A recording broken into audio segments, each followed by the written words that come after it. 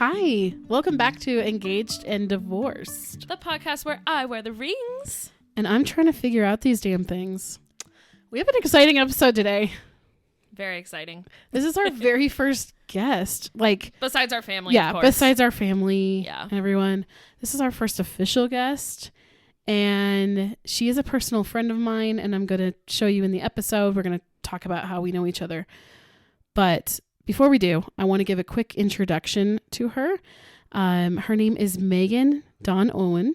She's fully certified since 2012 as a crisis pastoral counselor. She's been successfully companioning clients all over the country while facilitating their self-growth. Her services aim to help heal trauma and abuse, work with those who suffer from dissociative disorders, and to serve ex-evangelicals who are leaving their church but not their faith. She leads spiritual process groups as well as one-on-one therapies. She's trained in EMDR and DNMS, and you're going to find out what those things are shortly.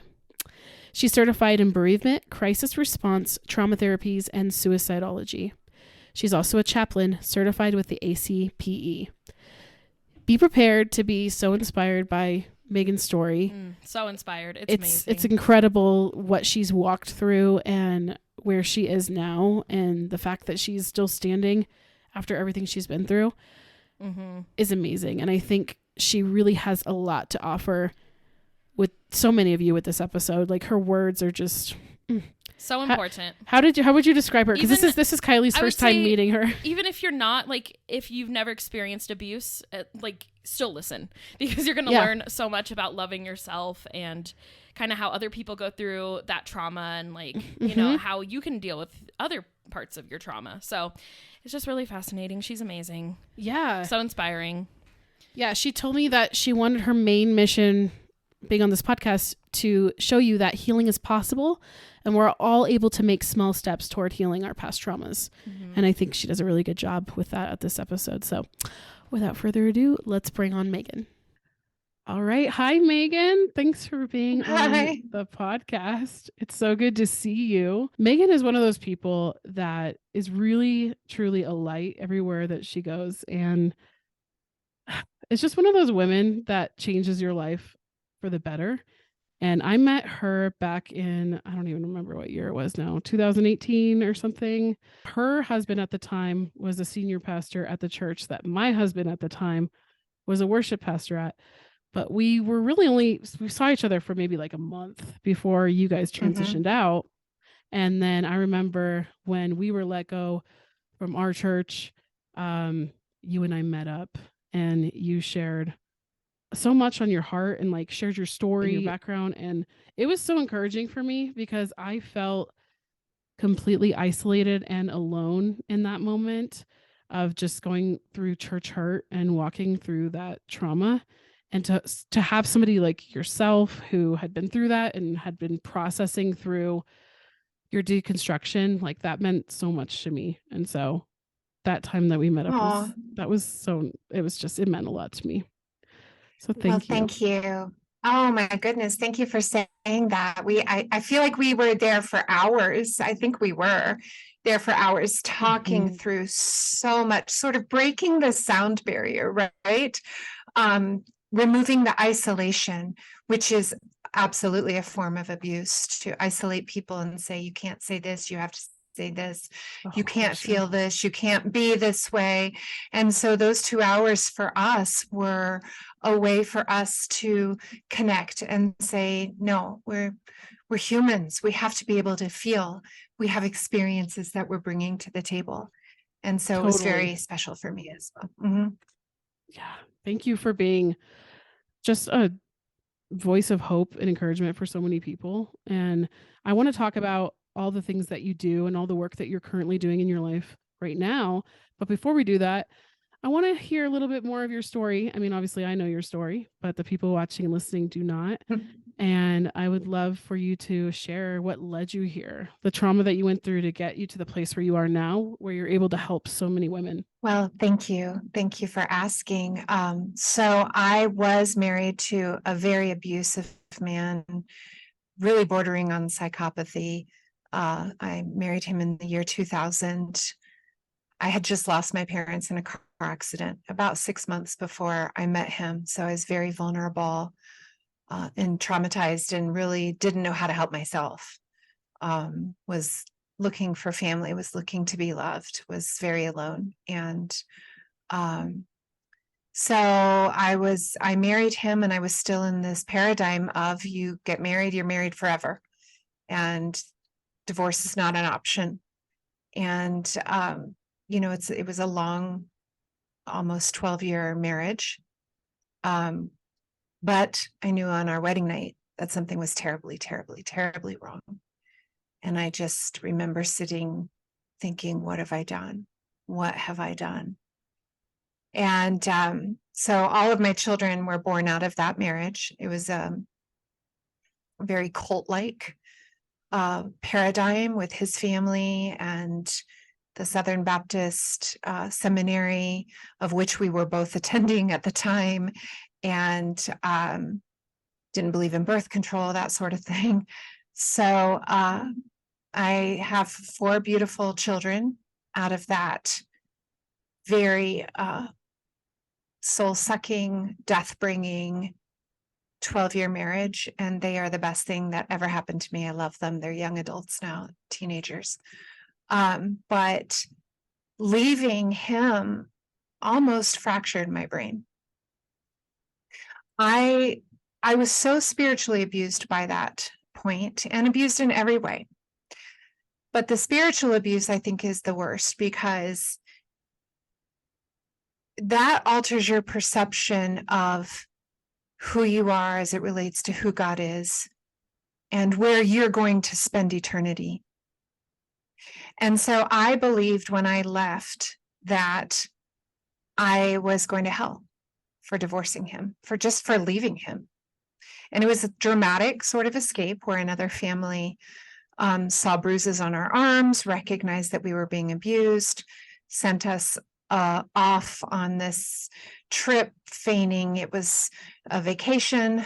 We packed enough for 2 weeks.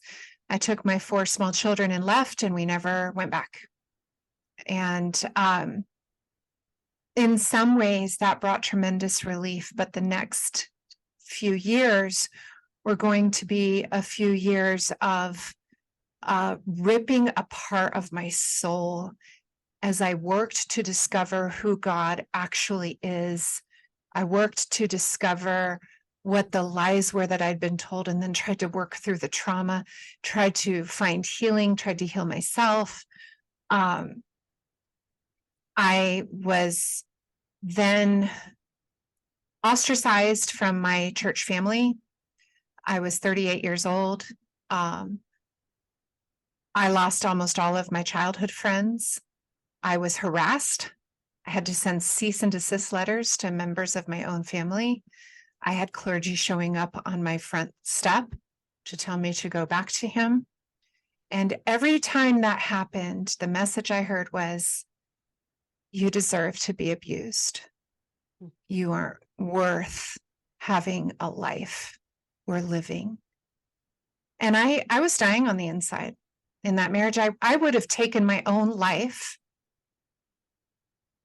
if I didn't have children.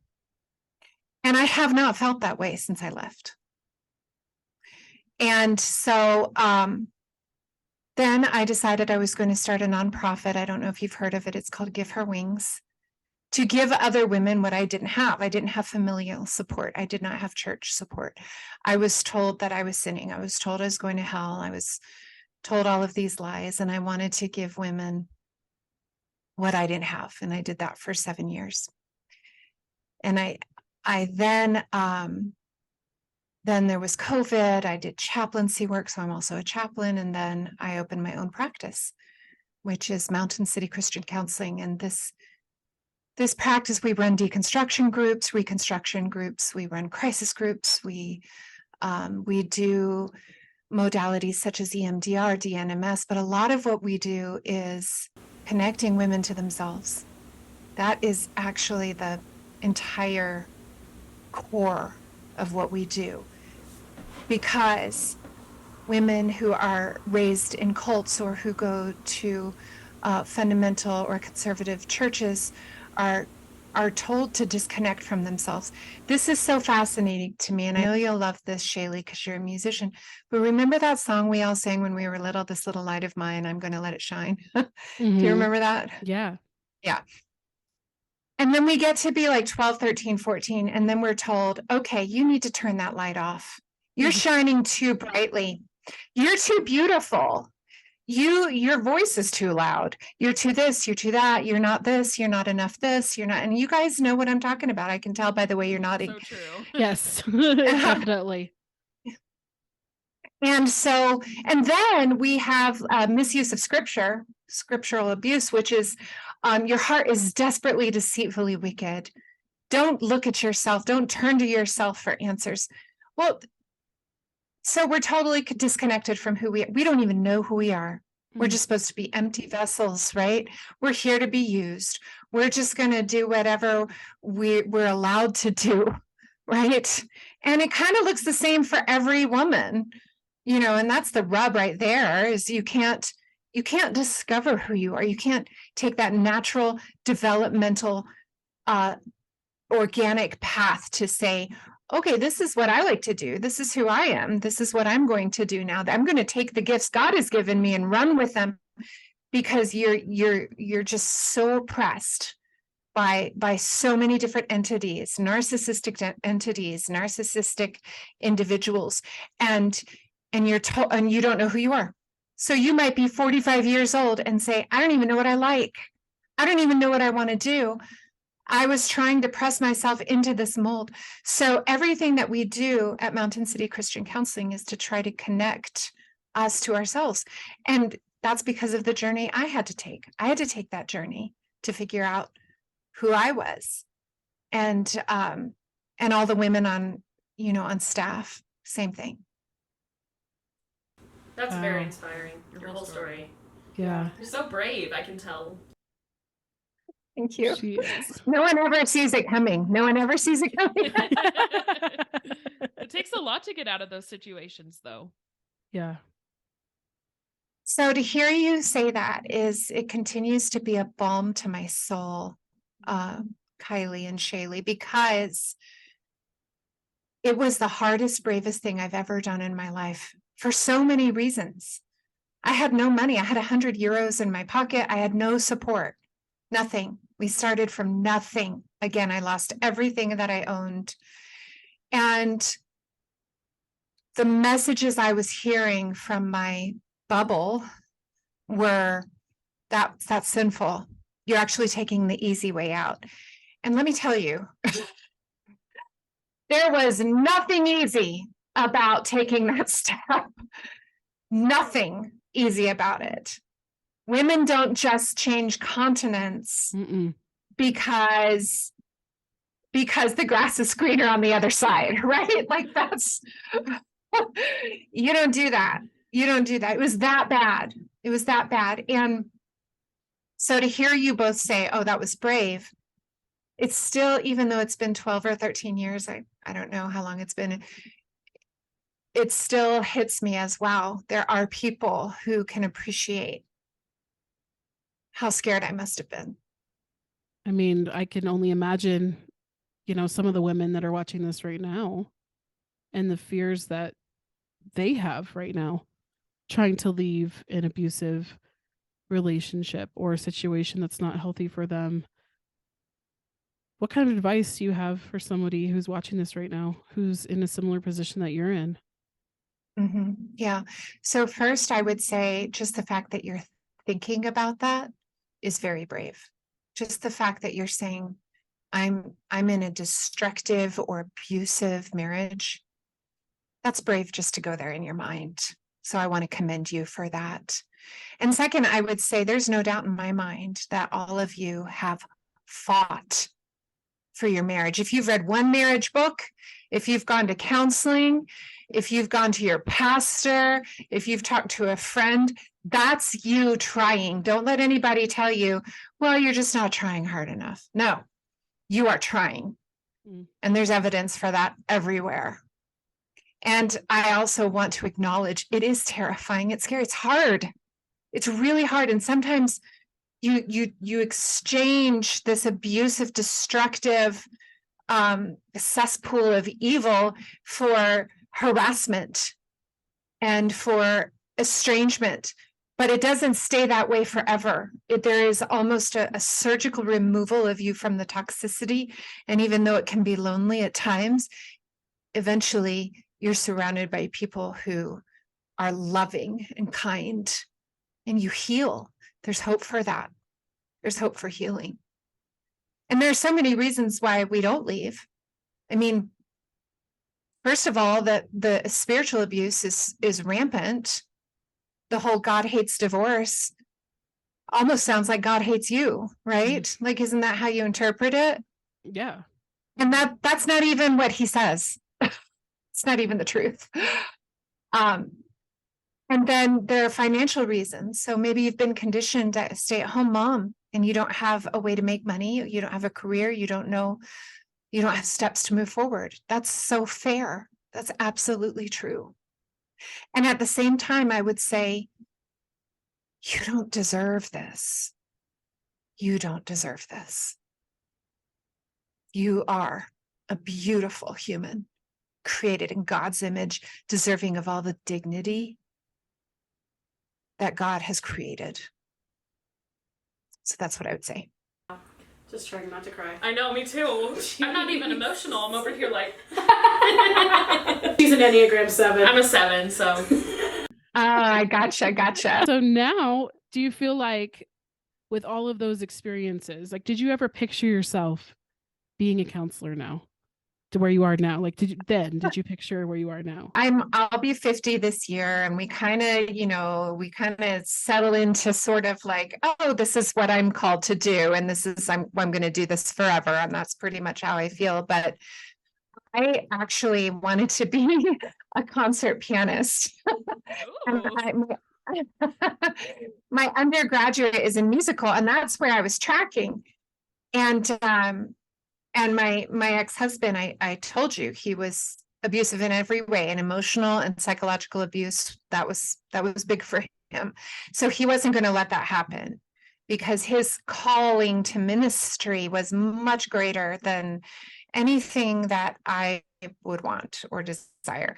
And what's kind of funny about that is he never really had success, and I'm putting that in quotes, in ministry. And I never thought I'd end up there. So it's kind of funny to me. Yeah. Kind of ironic and somewhat satisfying in kind of an evil way. But when we went to seminary for his calling, the president of that seminary gave him a full scholarship. And then he turned to me and he said, and I'm giving you a full scholarship to do counseling. And I was like 26 or something.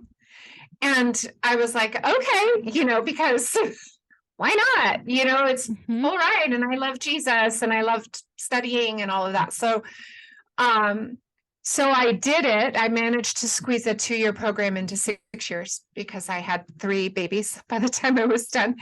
But I kept thinking, I could never counsel anybody. I could never, ever, ever use this degree, because I'm such a mess. I'm in the worst marriage ever. And even if I was like really good at it, he wouldn't let me anyway. So I used to read books and hide them between our mattress. I read my first deconstruction book in my first marriage, and I kept it hidden between mattresses. Wow. You're an OG in the deconstruction. Yeah. It was so scandalous, ladies. Let me tell you, like I could have, like, they would have burned me at the stake, if they had found that I was reading this book. It was called A New Kind of Christianity, and it was radical. Let me tell you, radical. Oh, that's so encouraging to hear about, like, how, you were like, my life is a mess. Like, what do I have to offer somebody else? Like, how can I counsel somebody else when my life is a mess? I feel like I've gone back and forth with that headspace in my own, like, divorce and just recovery and healing journey, just wondering, like, how can my voice matter if I'm in the pits, or like if I'm going through my own issues that just seem so hard to get away from. You know what I'm saying? Like, you just think that your voice doesn't Yeah. matter. And so hearing that is really like affirming that we all feel that way, I think. And we all have a story to tell. Yes, 100%. I would even say, on the contrary, Shaylee and Kiley, it is the voice from the pit that needs to be heard. When we are in our darkest places and we're able to be as vulnerable and open as you both are and have been, you are giving hope to so many people and saying, I'm surviving this. Is it easy? No, but I'm going to be honest about it. And that honesty that you share, that vulnerability that you share, gives other women courage to share their stories as well. We all have a story, you just said. Absolutely, 100%. We all have a voice that needs to be heard. We need each other. Definitely. Tell me a little bit more about DNMS. I don't even know what that is, so I was just gonna fully wait for you to explain it for us, because there's so many different kinds of therapy out there. So what made you decide to go this path, and how does it work, and what's it like? Yeah, it's a great question. Thank you for being interested. I love to talk about it. So you guys are so cute. We're in the presence of a true queen. We love therapy. So yeah, that too. Oh, yeah. See, when you asked that question, you both just went like you were just little baby birds that I'm going to feed now, you know? Yeah, that's how it feels. Yep. That's great.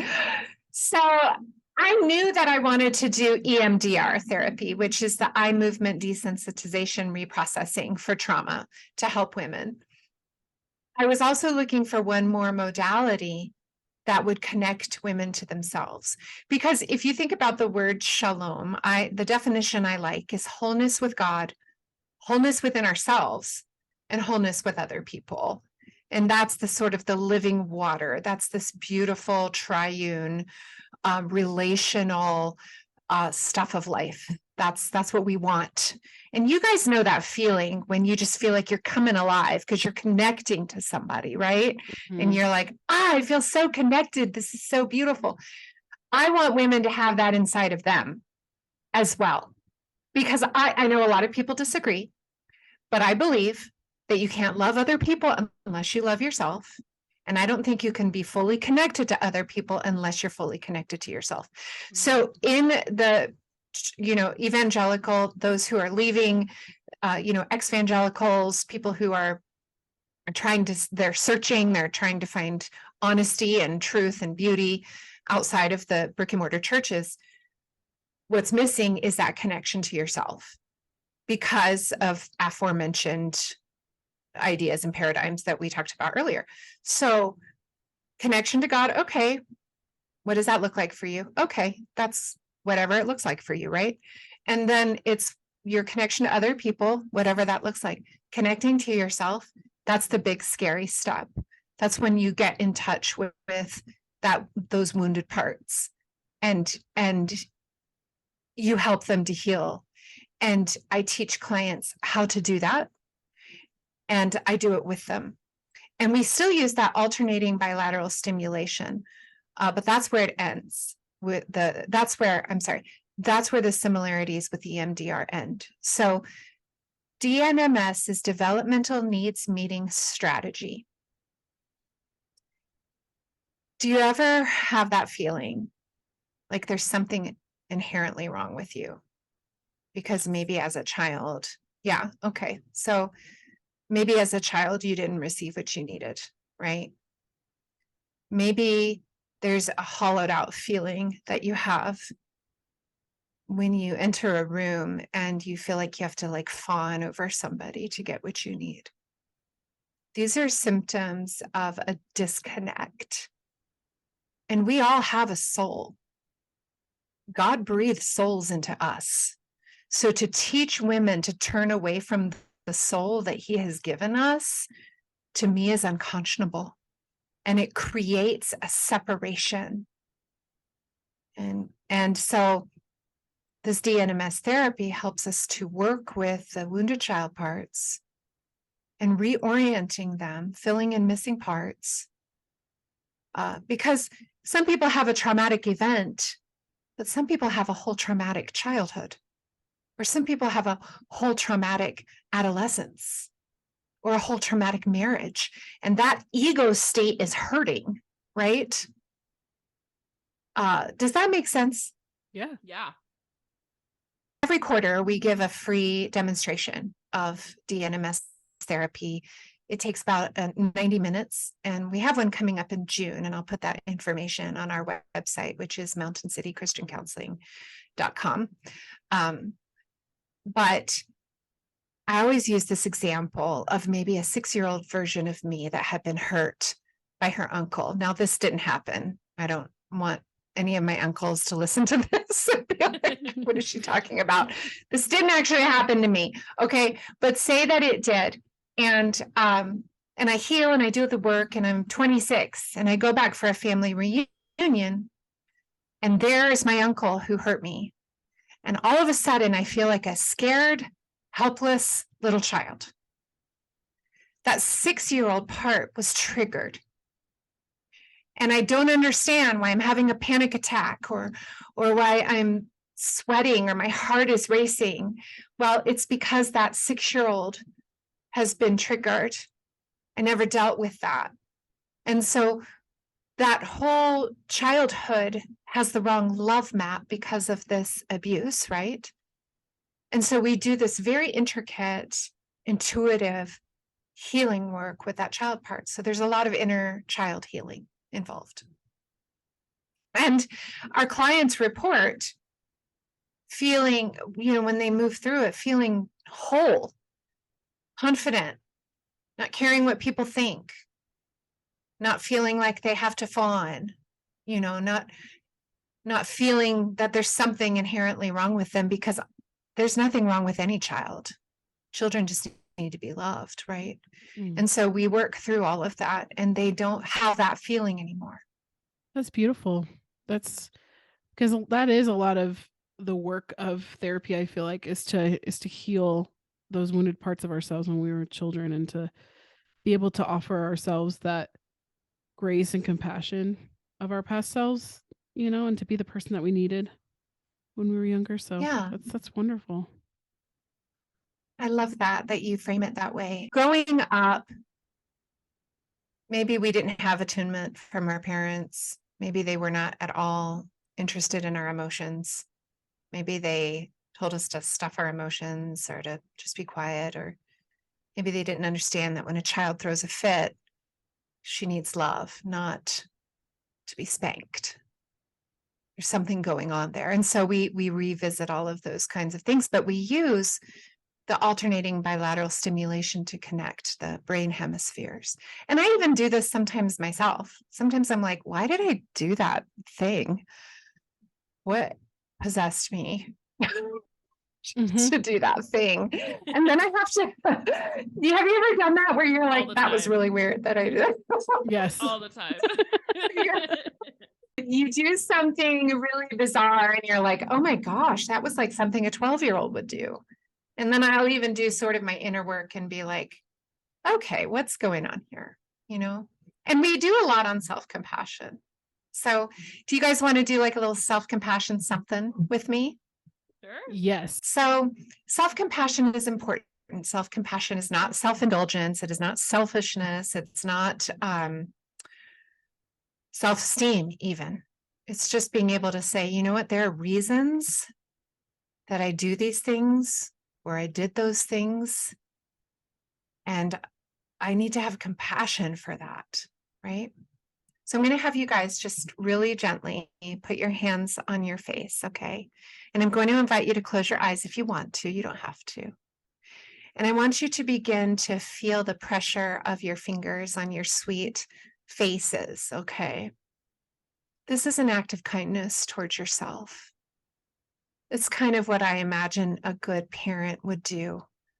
holding our little faces in our hands. Kiley's already doing a little bit of rocking, which I love because that's so self-soothing. And I want you to begin to think about you as a tiny little girl. There's so much that she needed and didn't get. She needed to be seen, and I want you to imagine that you picture her. And in your mind, I want you to say, I see you and I hear you, honey. You're precious and you're beautiful. And I'm so sorry for... And you fill that in.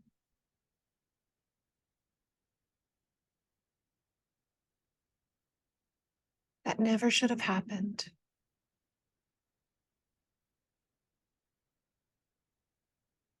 And I want you to know that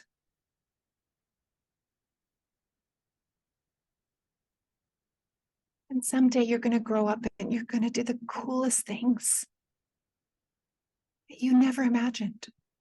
You're doing the best you can, little one. And I honor you. And then just hold her.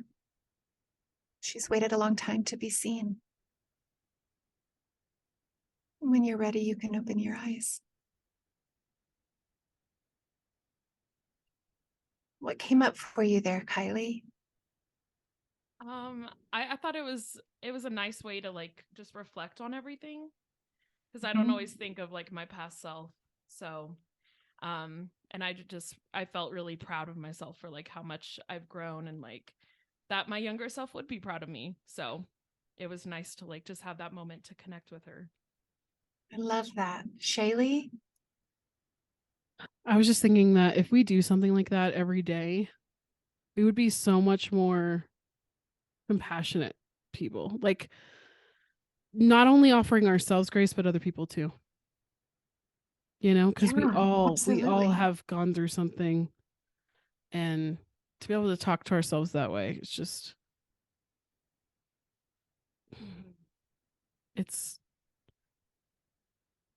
I feel like it changes everything. Yeah. I love that. I feel like it changes everything. And literally the chemistry in your brain changes when you show yourself compassion. So we have this trauma center in our brain, right? The amygdala. And this is hard science. This is hardcore science. When we're triggered, the C1 and C2 vertebrae shift just enough to where the blood flow shoots only into the amygdala and cuts everything off to the rest of the brain. So we have a trauma response, and you know what it feels like. You know how you're like, I can't help it. It's just happening. That's legit.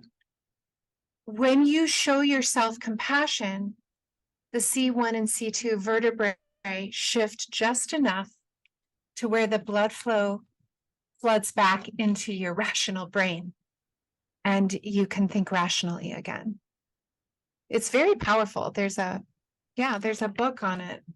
The Neuroscience of Self-Compassion. It's really, really good. Oh, I might have to read that. And then That your brain sounds is amazing. illuminated. Yeah, I love that. I feel like I've learned so much. No, you're amazing. You are. I do feel like a little bird. I'm like, oh. You're like Cinderella. Tell us more, like, mommy.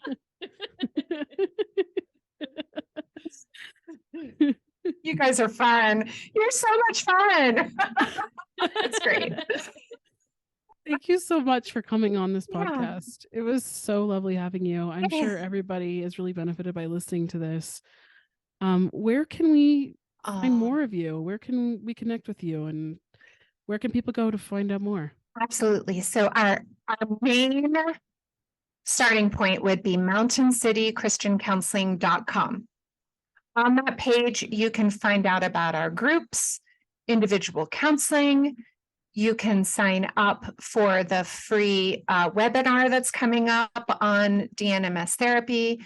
And you can listen to our fantastic podcast, which is called Pretty Psych, where Rochelle and I interview some really cool people and talk about a lot of really cool things. In fact, we just aired one last night on the 5 myths of divorce, like busting the 5 myths of divorce with Gretchen Baskerville, who's kind of the queen of all of that. So please sign up. We'd love to have you guys show up on our podcast as well. That would be so much fun. And sign up for our newsletter, because we send a lot of good things out via newsletter as well. And then on Facebook, you can find us, Mountain City Christian Counseling Corp. Awesome. And if you want to schedule a one-on-one, you would reach out to my lovely assistant, Julie at mountaincitychristiancounseling.com. You are one busy lady. Thank you for taking the time out of your life to be here with us today and to bless us with your presence. It is an you guys. It is an absolute honor. I love what you do. You guys are amazing. And it's, again, such a privilege to be here with you, ladies. Thank you for having me. Wow. I'm still emotional. I know. It's just like, how do we move on from that? It was just, how do we get a better guest than that? I needed that. I don't need my afternoon coffee when I have her. I know. You know what I mean? You just want to like shrink her and then like put her in your pocket and carry her around with you everywhere you go. Anytime I'm feeling down, I'll just pull her out. Pocket Megan. It's an invention. She's gonna be laughing at us if she watches this. Thank you so much to Megan for being on the show. We really hope that you all gained something from watching this in some way and that this touched you as much as it did us, because honestly, I just feel like I walked out of therapy just now. Yeah. Yep. Like this is how I feel after a session. Like I just feel rejuvenated and inspired. So for sure. Yeah. Let us know who you want to see or any like specific types of people that you want on the show, because we would love to have more guests. But yeah, thank you so much, Megan, for being on. Yes. And thank you all for watching. We will see you all next Friday. Bye. Bye.